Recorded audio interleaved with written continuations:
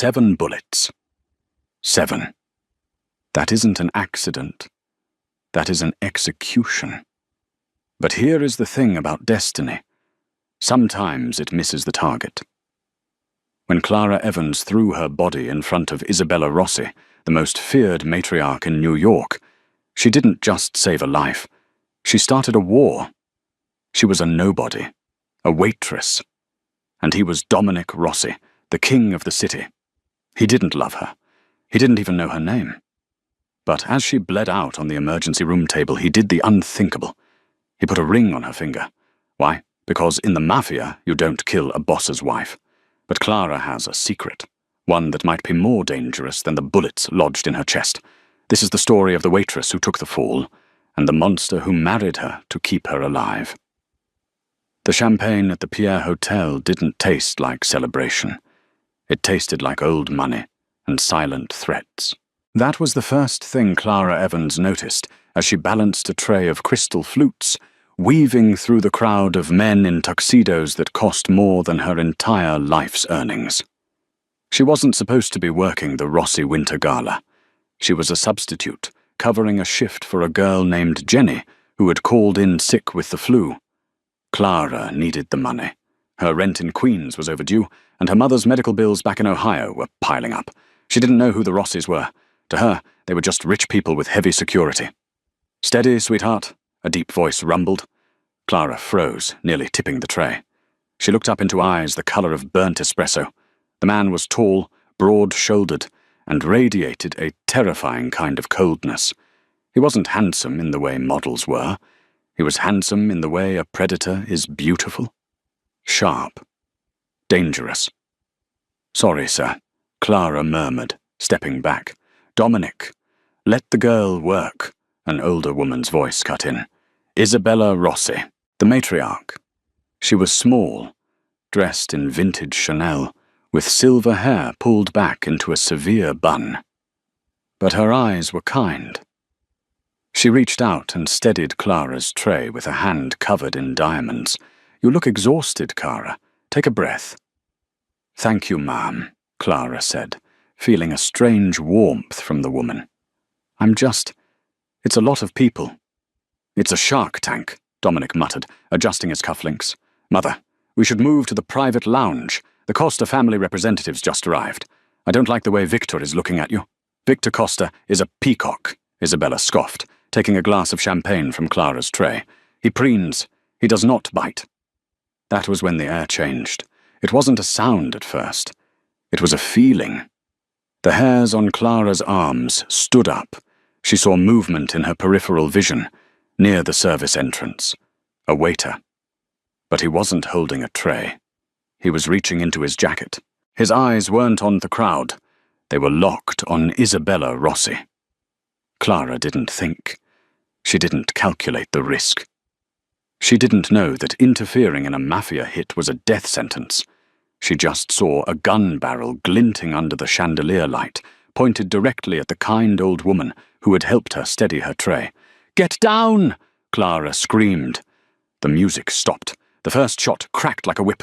Clara threw herself forward, shoving Isabella Rossi to the marble floor. Bang, bang, bang. It felt like being punched by a sledgehammer, again and again. The tray of champagne shattered, glass raining down like diamonds. Clara's body jerked with every impact. She was a shield of flesh and bone over the Rossi matriarch. 7 times. The gun flashed 7 times before Dominic Rossi's own weapon roared, putting a bullet directly between the assassin's eyes. Silence rushed back into the room, heavier than before. "Mother!" Dominic dropped to his knees, sliding across the blood-slicked floor. Isabella was shaking, covered in red, but she was unharmed. She was staring up at the girl lying on top of her. "Dominic! Dominic! Help her!" Dominic pulled Clara off his mother. The waitress was limp, her cheap black uniform soaked through. Her breath was coming in wet, ragged gasps. Pink froth bubbled at her lips. She looked up, her eyes unfocused, landing on Dominic. "Did I—" Clara coughed, blood spilling down her chin. "Is she okay?" Dominic Rossi, a man who hadn't felt fear since he was a boy, felt a shard of ice pierce his chest. He looked at the 7 wounds destroying this girl's torso. She was dying. She was absolutely dying, and she was asking if his mother was okay. "She's alive," Dominic said, his voice unrecognizable. "You saved her." "Good," Clara whispered. Her eyes rolled back. "Enzo!" Dominic roared, his voice cracking the stunned silence of the ballroom. "Get the car, now! If she dies, everyone in this room dies." The waiting room of Lenox Hill Hospital was cleared out. The Rossi family didn't wait in lines, and they didn't fill out insurance forms. They bought the floor. Dominic stood by the window, staring out at the rain slicking the streets of Manhattan. His hands were scrubbed clean, but he could still feel the phantom warmth of Clara's blood. "The surgery has been going on for 6 hours, Dom," Enzo said, pacing behind him. Enzo was his consigliere, his right hand. "Dr. Sterling says the damage to her liver and left lung is catastrophic. They removed 3 bullets, but the other 4, they're close to the spine and the heart." "She stays alive," Dominic said. It wasn't a hope. It was an order. "There is another problem," Enzo said, lowering his voice. "The shooter. We identified him. He's Costa payroll, obviously.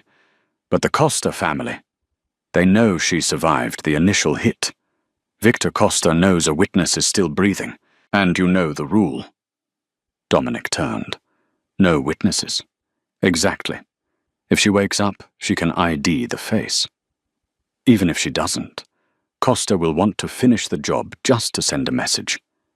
She's a loose end, a civilian. She has no protection." Dominic looked through the glass of the ICU doors. He could see the team of doctors swarming around the small, pale figure hooked up to a ventilator. She was a nobody, a waitress. If she died, the police would investigate for a week and then file it away as gang violence collateral. But she had taken 7 bullets for his mother.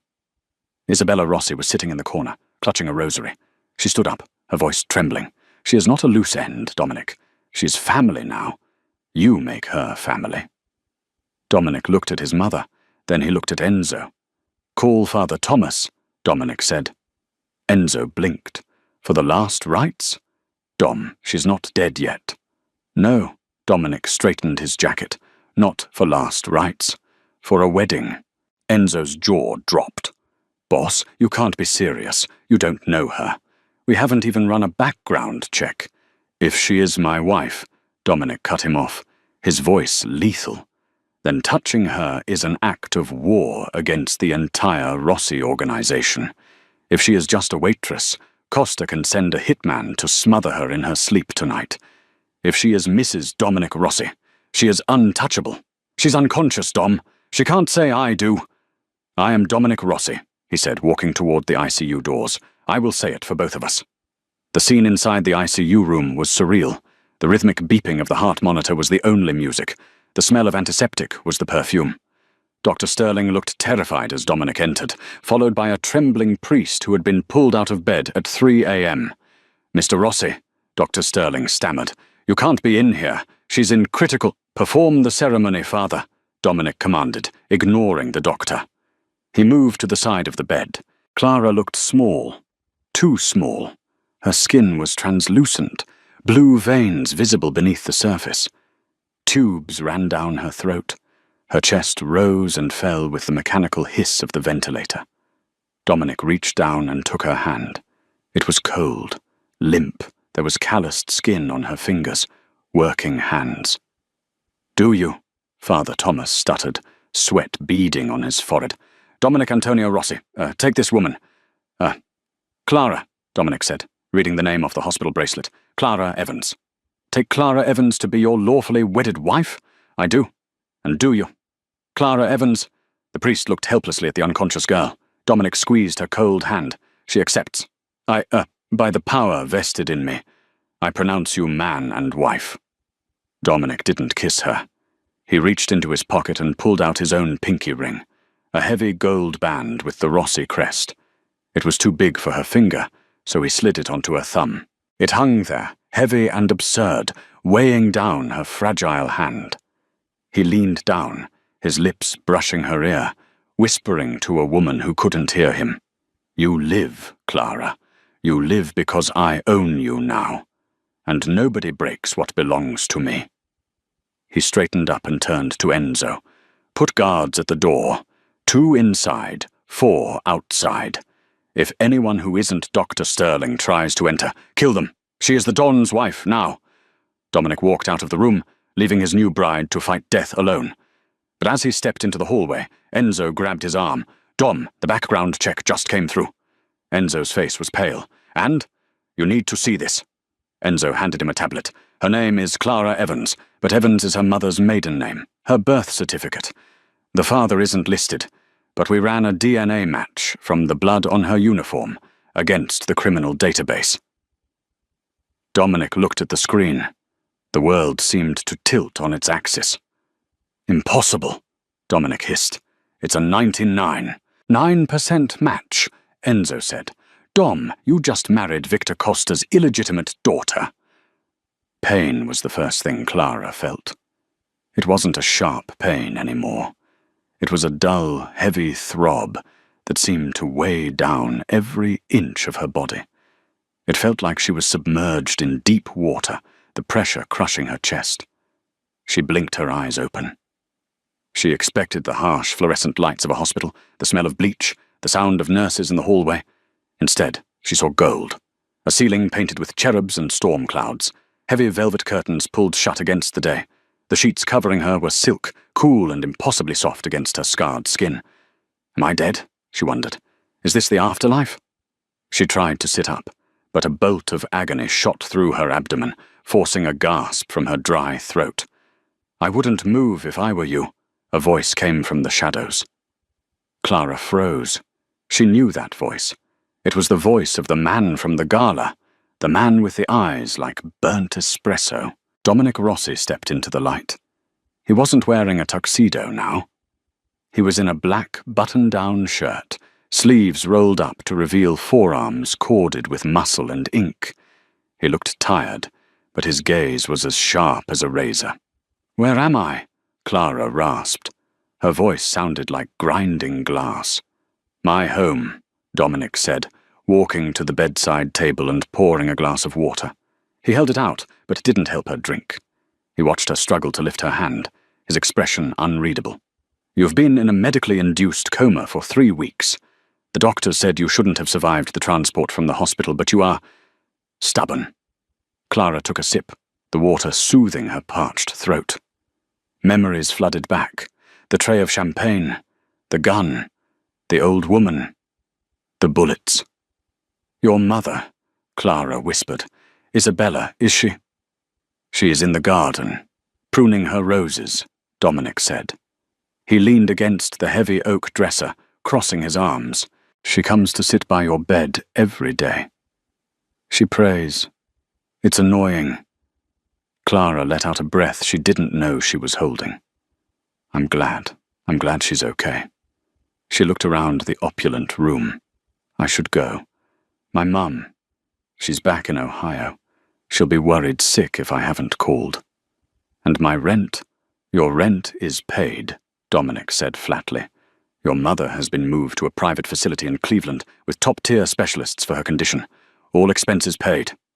Clara stared at him, her heart hammering against her ribs. "Why? Why would you do that?" "Considerate payment," Dominic said. "A life for a life. You saved my mother. I saved yours." "Thank you," Clara said, tears pricking her eyes. I don't know how to thank you. I'll leave as soon as I can stand. I won't be a burden." Dominic laughed. It was a dark, humorless sound. He walked closer to the bed, looming over her. The air in the room seemed to drop 10 degrees. "Leave?" He tilted his head. "You don't understand the situation, Clara." He reached into his back pocket and pulled out a folded piece of paper. He tossed it onto the silk sheets. Clara's trembling fingers picked it up. It was a document. A marriage certificate. Groom, Dominic Antonio Rossi. Bride, Clara Evans. Date, November 14th. The paper fell from her hands. This is a joke. The Costa family, the men who shot you, know you survived," Dominic said, his voice lowering to a dangerous growl. "You are the only witness to the attempted assassination of Isabella Rossi. Victor Costa has a bounty on your head at of $500,000. If you walk out that door, you will be dead within the hour." Clara's blood ran cold. So you're hiding me?" "I am protecting my investment," Dominic corrected her. "By law and by the laws of the streets, a wife is untouchable. As long as you wear my name, Costa cannot touch you without declaring full-scale war. I didn't marry you for love, Clara. I married you to keep a witness alive." He leaned down, his face inches from hers. She could smell his cologne, sandalwood, and gunpowder. "You are not a guest here," he whispered. "You are a prisoner of your own survival. You don't leave this estate. You don't make phone calls without supervision. You belong to the Rossi family now." Clara stared at him, fear warring with anger.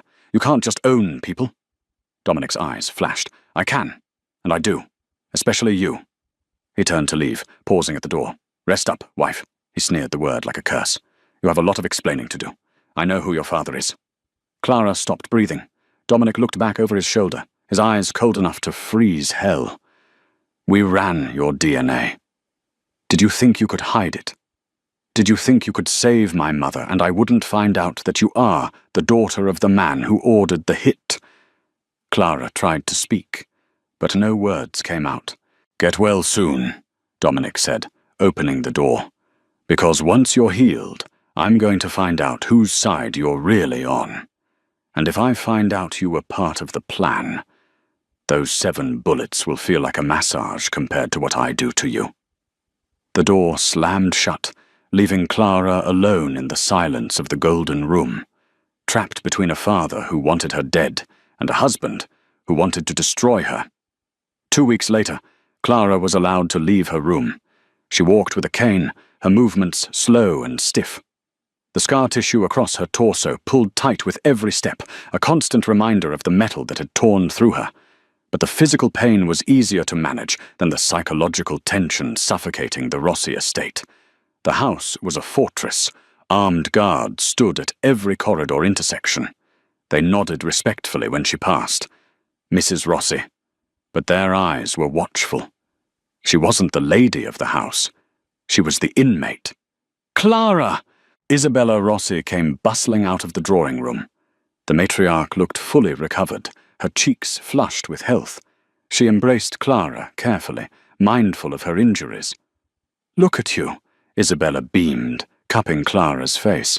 "You are walking.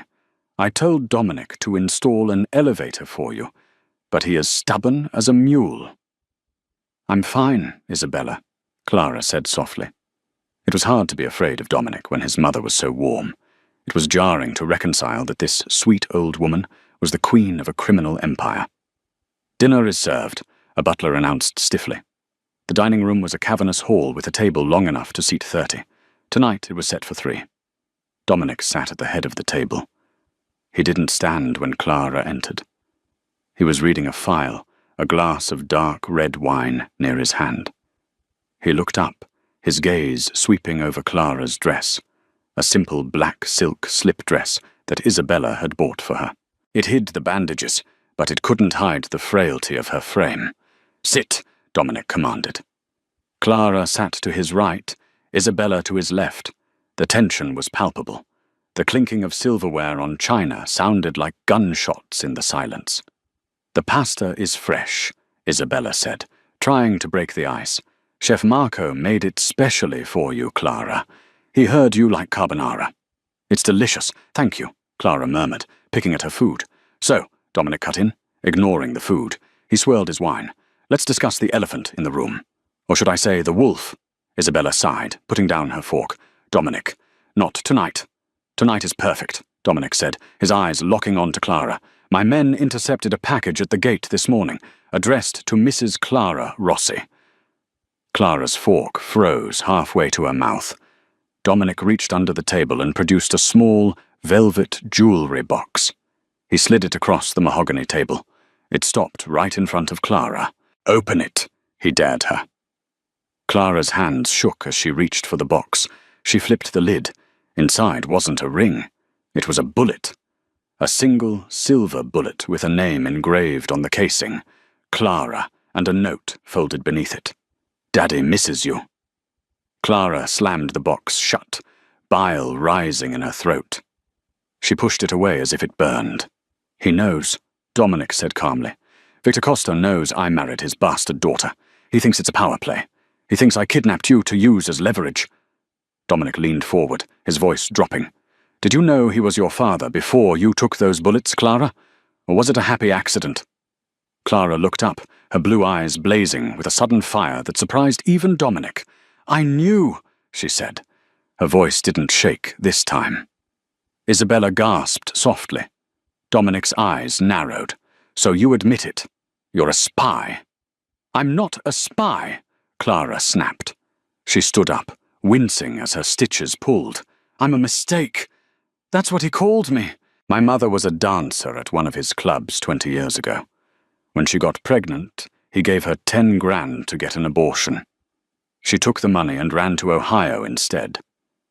Clara gripped the edge of the table, her knuckles white. I grew up knowing exactly who Victor Costa was. I saw his face on the news. I knew he was a monster. When my mum got sick, I came to New York to find him. Not to join him. To beg. To beg? Dominic asked, skepticism dripping from his tone. To beg for money for her surgery, Clara said, tears spilling over. I went to his club. I told the guards who I was. Do you know what he did? He didn't even come out to see me. He sent a heavy to the back alley to beat me up. He told me if I ever said his name again, he'd kill my mother first. And then me. The room went silent. Dominic watched her, analyzing every micro-expression. He was a human lie detector, and for the first time he couldn't find a trace of deception. I got the job at the catering company under a fake name, Clara continued, her voice breaking. I was just trying to earn enough to leave the city. When I saw that man at the gala, when I saw the gun, I didn't save Isabella because of mafia politics. I didn't know who you were. I just saw a man trying to kill an old woman who had been kind to me for 5 seconds. She looked at Dominic, her expression defiant. My father is a monster. I took 7 bullets to stop a murder. If that makes me a spy in your eyes, Dominic, then pull your gun and finish what he started, because I would rather die by your hand than live a single day being associated with Victor Costa. Clara turned and limped out of the dining room. Isabella wiped a tear from her eye. She looked at her son. She has the heart of a lion, Dominic, and you are treating her like a dog. Dominic stared at the empty doorway. He picked up the silver bullet from the box, rolling it between his fingers. She hates him, Dominic murmured, a realization dawning on him. Of course she hates him, Isabella snapped. She is a good girl. If she hates him, Dominic said, a cold, calculated smile slowly spreading across his face, then she is more than just a witness, Mother. She is a weapon. Dominic, Isabella warned, do not use that girl. We are at war, Mother. Dominic stood up, pocketing the bullet, and I just realized I have the ultimate trump card living in the guest wing. He walked toward the door, not to apologize, but to strategize. The waitress wasn't a liability anymore. She was the key to taking down the Costa Empire. But first, he had to make her stop hating him. He had to make her trust him.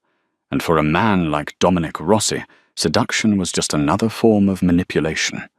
The truce between Dominic and Clara didn't start with an apology. Men like Dominic Rossi didn't apologize. It started with a gun. 3 days after the disastrous dinner, Dominic found Clara in the estate's massive library. She was staring out the window at the high walls topped with razor wire, looking very much like the prisoner she felt she was. Get changed, Dominic said from the doorway. He tossed a duffel bag onto the Persian rug. Leggings, boots, something you can move in. Clara turned, eyes narrowing. Where are we going? Another dinner where you can psychoanalyze my childhood? No, Dominic said, his face grim. We are going to the basement. If Victor Costa wants you dead, I can put guards around you. I can lock you in a tower, but the only person who can truly guarantee your safety is you. Clara looked at the bag. She looked at him. You want to teach me how to shoot? I want to teach you how to kill, Dominic corrected. There is a difference. The underground firing range was cold, smelling of sulfur and concrete. Dominic stood behind her, his chest pressing against her back, his hands guiding hers as she held the heavy Glock 19. "Relax your shoulders," he murmured near her ear. His voice was a low rumble that vibrated through her spine. "You're tense. If you fire like this, the recoil will snap your wrist." "I'm tense because I'm holding a lethal weapon," Clara snapped, though her heart was racing for a different reason. The heat of his body was overwhelming. For weeks, she had seen him as a monster. But standing here, enveloped by his strength, she felt a confusing, dangerous pull. "You are the weapon, Clara," Dominic said. "The gun is just a tool." He reached around, his large hand covering hers, adjusting her grip. His fingers were rough, warm, and sure. "Imagine the target is him. Victor, the man who threw you away." Clara stared at the paper silhouette at the end of the lane. She thought of the rain in the alleyway when Victor's men beat her. She thought of her mother, sick and alone in a hospital bed because Victor wouldn't spare a dime. "Focus on the anger," Dominic whispered. "Don't push it down. Use it. Let it pull the trigger." Bang! The shot went wide. Clara flinched. "Again," Dominic commanded. Bang! Clara spent the next 2 weeks in that basement. She learned to load, aim, and fire. She learned how to strip a weapon and put it back together, blindfolded. And with every lesson, the wall between her and Dominic began to chip away. One evening, after a grueling session, Clara lowered the gun, her arms shaking with exhaustion. She had put 3 rounds in the center of the target's chest. "Good," Dominic said.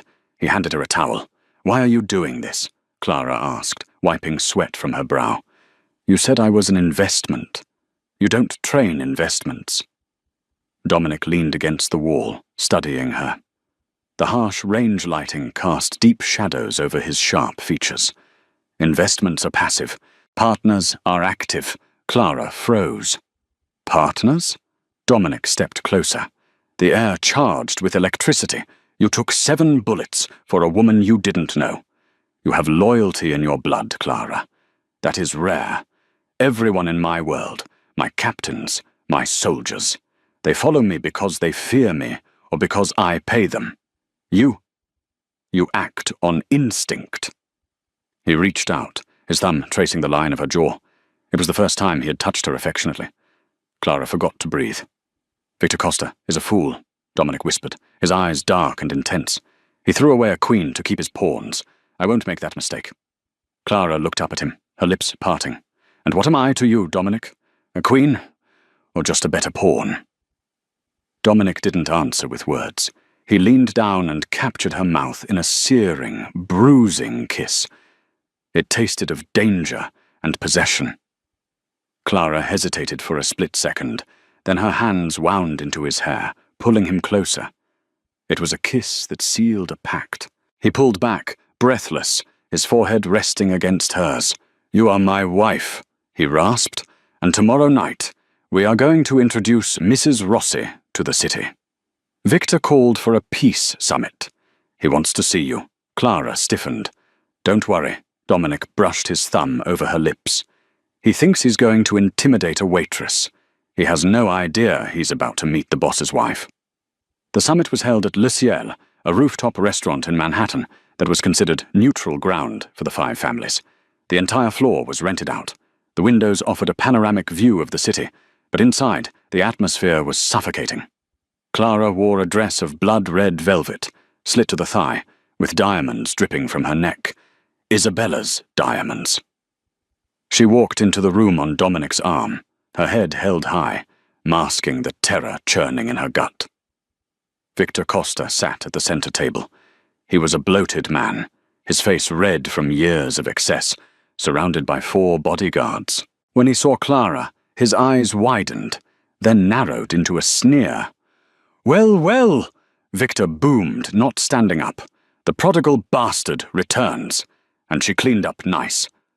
Dominic pulled out a chair for Clara, then sat beside her. His demeanor was relaxed, but Clara knew his hand was resting near the gun inside his jacket. "Victor," Dominic nodded coolly, "you asked for a meeting. We are here. I wanted to see if the rumors were true. Victor swirled his scotch. He looked at Clara with open contempt. That Dominic Rossi was desperate enough to marry my trash. Clara's hands clenched into fists under the table. Dominic's hand covered hers instantly, squeezing tight. Control, his touch said. One man's trash is another man's treasure, Dominic said smoothly. But we aren't here to discuss my marriage. We are here to discuss the territory lines in Brooklyn. Forget Brooklyn. Victor slammed his hand on the table. You think you're clever, Rossi? Parading her around? You think this humiliates me? He pointed a sausage-like finger at Clara. She is nothing. Her mother was a whore, and she is a waitress. Clara stood up. The room went silent. Even Dominic looked surprised. My mother, Clara said, her voice steady and cold, was a woman who loved you, and you destroyed her. And I may have been a waitress, Victor, but I bought my place at this table with blood. Something you wouldn't understand, since you hide behind your men. Victor's face turned purple. You little bitch! Sit down, Victor, Dominic said, his voice dropping to that lethal growl. You are speaking to my wife.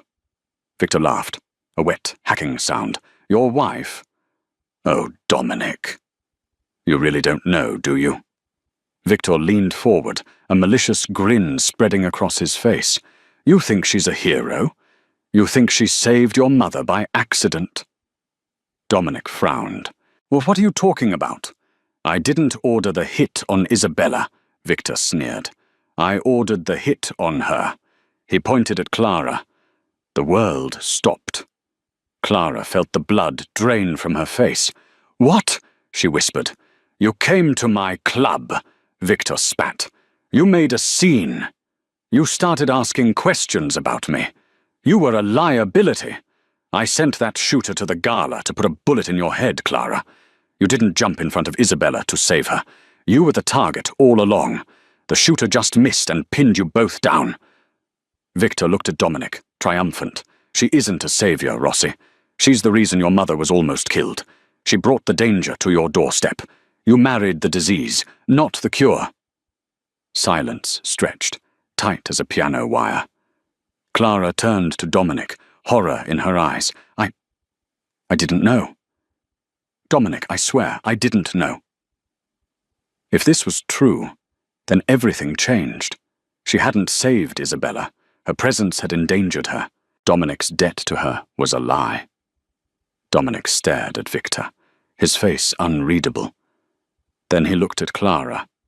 She waited for the anger. She waited for him to push her away. Instead, Dominic stood up and buttoned his jacket.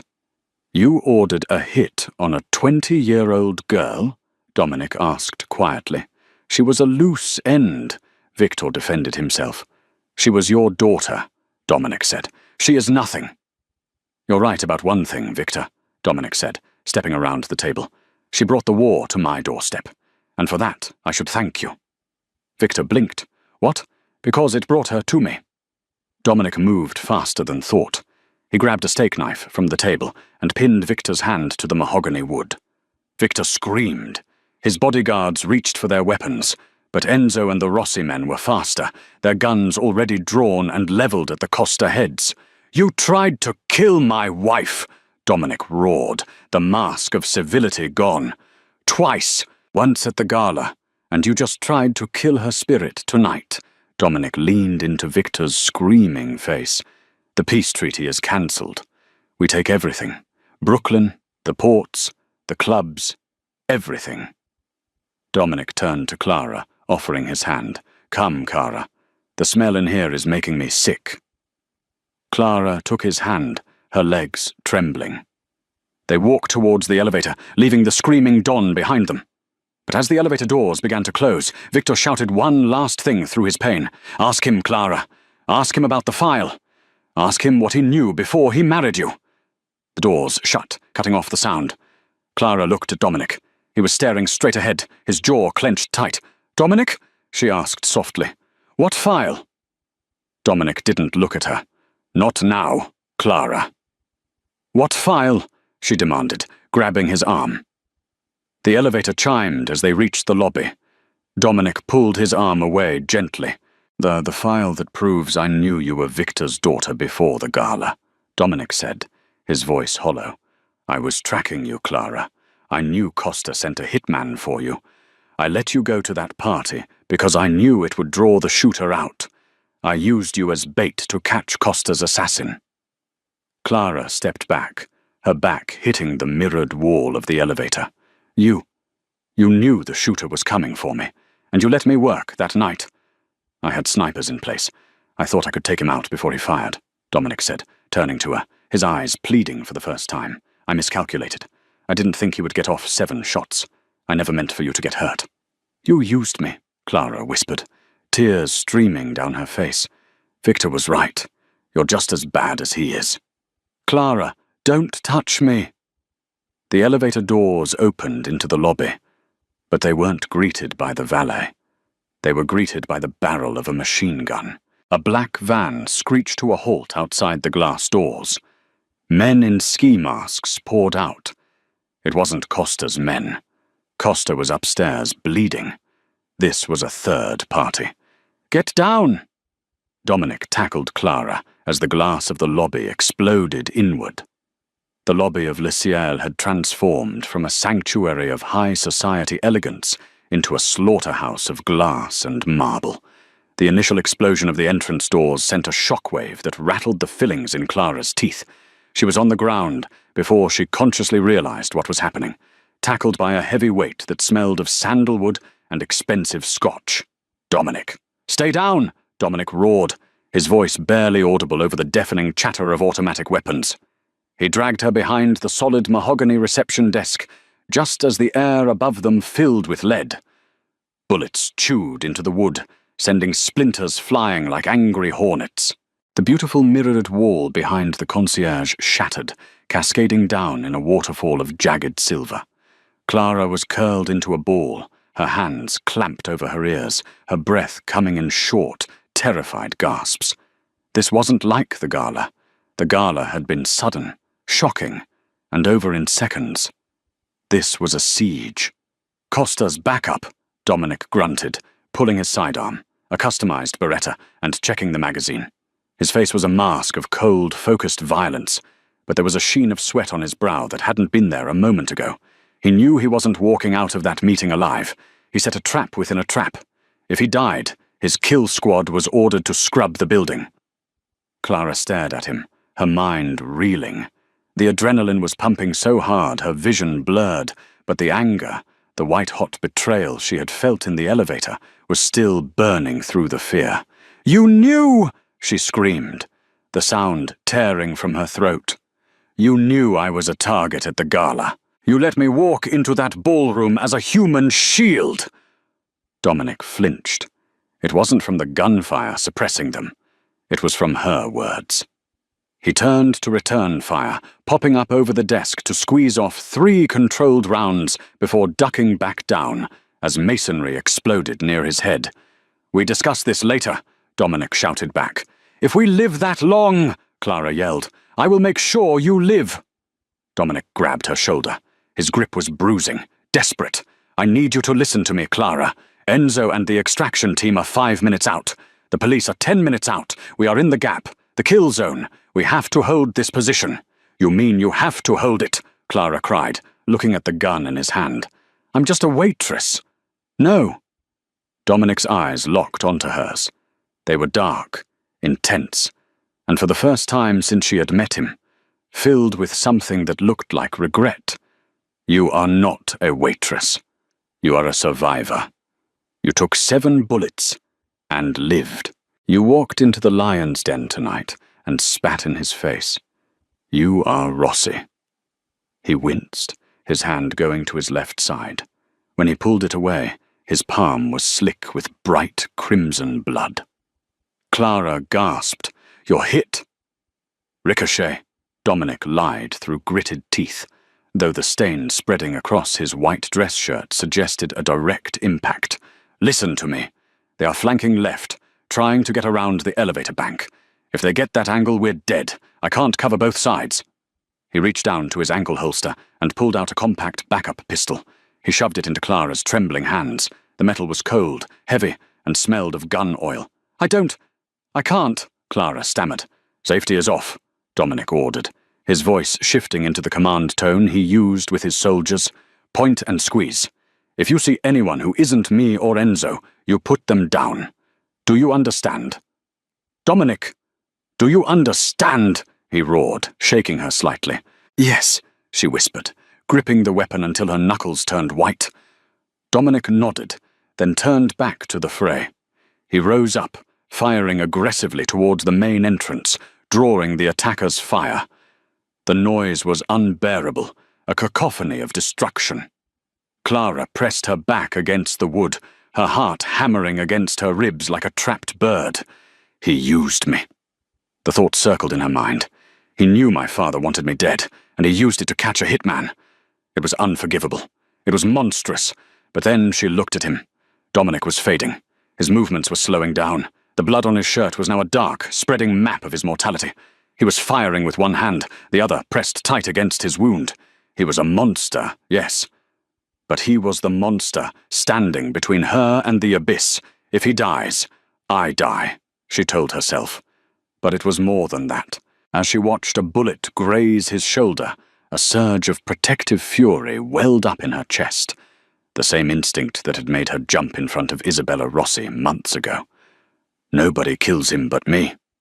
Clara shifted. She crawled to the edge of the desk, peering around the corner towards the elevators. The shadows moved. A figure clad in black tactical gear and a ski mask was creeping forward, silent amidst the chaos. He held a pump-action shotgun, raising it toward Dominic's exposed back. Dominic was too focused on the front doors. He didn't see the executioner flanking him. Time seemed to slow down. The world narrowed to a tunnel. Clara didn't think about her mother in Ohio. She didn't think about Victor Costa. She didn't think about the betrayal. She remembered the basement, the smell of sulfur, Dominic's chest against her back. Relax your shoulders. Focus on the anger. The gun is just a tool. Clara stood up. She didn't tremble. Hey! She screamed. The assassin turned, surprised to see the girl in the red dress standing tall amidst the ruin. Clara raised the pistol with two hands, locked her elbows, and exhaled. Bang! Bang! The recoil jolted her arms, shocking her system, but her aim was true. The first shot took the man in the throat.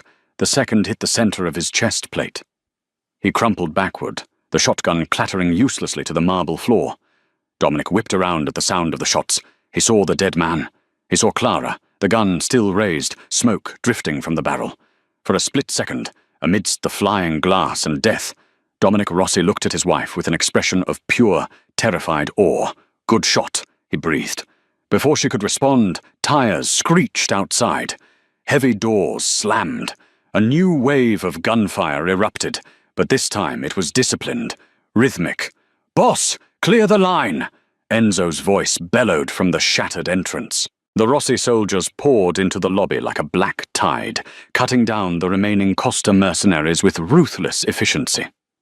Within 30 seconds, the room was silent, save for the groans of the dying and the settling of debris. Dominic slumped against the reception desk, the adrenaline finally abandoning him. He slid down to the floor, his face grey. Clara engaged the safety on the pistol, just as he had taught her, and placed it on the desk. She knelt beside him. Her dress was ruined, stained with dust and blood, but her hands were steady now. "Dominic," she said, pressing her hands over his wound. The blood was hot, pumping fast. "Did you get him?" Dominic asked, his voice a wet rasp. "I got him," she said. He managed a weak smirk. "My wife. The killer." "Save your breath," she snapped, though her voice cracked. "Enzo, get the car."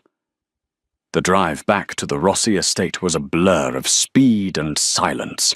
Enzo drove like a madman, weaving through traffic, while Clara held pressure on Dominic's side in the back seat. He slipped in and out of consciousness, his hand gripping her wrist so tight it threatened to cut off circulation. He was holding on to her like she was the only anchor, keeping him from drifting away. When they arrived, the estate's private medical team was waiting. They rushed Dominic into the sterilized trauma room set up in the east wing. Clara was left standing in the hallway, her hands covered in her husband's blood. Isabella Rossi appeared, her face pale but composed. She didn't ask what happened. She saw the blood, saw Clara's eyes, and simply pulled her into a hug. "He is strong," Isabella whispered. "He is Rossi. He will not leave us." "He lied to me, Isabella," Clara whispered into the older woman's shoulder, the tears finally coming. He knew everything." Isabella pulled back, framing Clara's face with her hands. "I know, child. He told me the night of the dinner, and I told him that secrets like that are poison. But Dominic, he has never known how to trust. He only knows how to control. Until you." 3 hours later, the house was quiet. The guards had doubled their perimeter. The war was officially over. Word had come from the street that Victor Costa had died of his injuries at the hospital, and his captains were scrambling to surrender to the Rossi organization. Clara walked into the master bedroom. Dominic was propped up against a mountain of pillows, an IV line running into his arm, fresh bandages wrapping his torso. He looked exhausted, stripped of his armor, but his eyes were alert as she entered. He watched her walk to the window. She stared out at the dark grounds, the golden cage she had once hated. "The doctor says it missed the liver," Dominic said, his voice rough. "I'll be walking in a week." "Good," Clara said, not turning around. "Clara, don't," she said, her voice sharp. She turned to face him. The firelight cast long shadows across the room. "Don't give me a speech, Dominic. Don't tell me it was for the greater good." "I won't," he said. He tried to sit up straighter, wincing visibly. "It wasn't for the greater good. It was for the win. You were a piece on the board. I used you. I risked your life to flush out a rat." "You admit it," she said, crossing her arms. "I admit it," Dominic said. "But that was before." "Before what?" "Before you woke up in that hospital bed and asked about my mother instead of yourself," Dominic said softly. "Before I watched you learn to shoot in the basement. Before I realized that I didn't want to win if you weren't standing there next to me." He gestured to the empty space on the bed beside him. "Come here." "I should leave," Clara said, her voice trembling. "I have money now. I could disappear. Go back to Ohio. Forget I ever met you." "You could," Dominic agreed. He looked down at his hands, hands that had ended lives, hands that controlled a city. "I wouldn't stop you. The contract. The marriage. I'd annul it. If you walk out that door, Clara, you are free. No debts, no Costa bounty. Just freedom." Clara stared at the door. It was unlocked. The guards would let her pass. She could go back to being Clara Evans, the waitress. She could be safe. But then she looked at the man in the bed. The man who had taken a bullet for her tonight. The man who had given her the power to kill the demons of her past. She realized with a jolt that Clara Evans, the waitress, didn't exist anymore. That girl had died the night of the Red Gala. The woman standing here was someone else. Someone stronger. Someone darker. She walked towards the bed. She didn't leave. She sat down on the edge of the mattress, careful of his injuries. Dominic let out a breath he seemed to have been holding for hours. "I don't want to be safe," Clara whispered, her eyes searching his. "Safe is boring." Dominic reached out and took her hand. His thumb brushed over the heavy gold ring he had placed there weeks ago. "I can promise you everything, Clara," he said intensely. "Money, power, the world. But I will never promise you safety. Being with me, it's walking on a knife's edge, every single day." "I know," Clara said. She leaned in, her forehead resting against his. "But I have good balance." Dominic closed his eyes, relief washing over his features. "I love you, Clara. I don't know how to do it right. I'm selfish. I'm dangerous. But I am yours." "I know you are," she murmured, brushing her lips against his, "because I'm the only one who can shoot as straight as you." 1 year later. The winter air in New York was crisp, biting, and smelled of snow. But inside the Pierre Hotel, the air was warm and scented with expensive perfume and ambition. The Rossi Winter Gala was the event of the season. Senators, judges, and celebrities mingled with men who killed for a living. The line between the law and the outlaw had never been blurrier, and Dominic Rossi stood at the center of it all. He stood on the grand staircase, a glass of champagne in his hand, looking down at the crowd. He looked different than he had a year ago. The hardness was still there, the lethal edge, but the cold isolation was gone. "Stop scowling at the district attorney, Dom. He's already agreed to the zoning permits." Clara stepped up beside him. She was breathtaking. She wore a gown of midnight blue silk that clung to her curves like liquid night, with a slit that revealed a flash of leg and a pair of stilettos sharp enough to kill. Around her neck sat the Rossi diamonds, heavy, ancient, and undeniable. She wasn't the terrified girl holding a tray of drinks anymore. She stood with her shoulders back, her chin tilted up, radiating a power that made men step aside and women whisper. "I wasn't scowling," Dominic said, slipping his arm around her waist and pulling her flush against him. "I was thinking." "Dangerous pastime for you," she teased, her fingers toying with the lapel of his tuxedo. "I was thinking about the last time we were here," Dominic said, his voice dropping lower, for her ears only. "The blood on the floor, the fear in your eyes." "I don't remember fear," Clara lied smoothly, her blue eyes sparking with mischief. "I remember saving your mother's life. And yours. Basically, this whole empire exists because of me," Dominic laughed, a genuine, rich sound that turned heads in the ballroom. "You're not wrong, Mrs. Rossi. You're the best investment I ever made." "Partner?" she corrected him, tapping a manicured nail against his chest. "Active partner." "Queen," he amended, kissing her temple. From the corner of the room, Enzo watched them. He saw the way the room gravitated toward them. The Costa family was a memory, dust in the wind. The other families had fallen in line. Dominic and Clara Rossi weren't just running the city. They were the city. Clara looked out at the sea of faces, people who feared her, respected her, and envied her. She thought about the 7 scars on her torso, the map of her survival.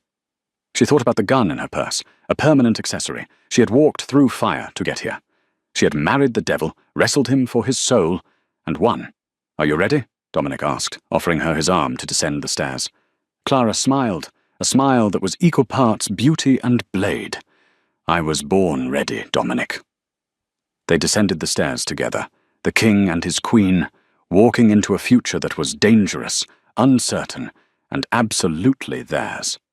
And that is how a waitress became a queen. Clara didn't just survive the mafia, she conquered it.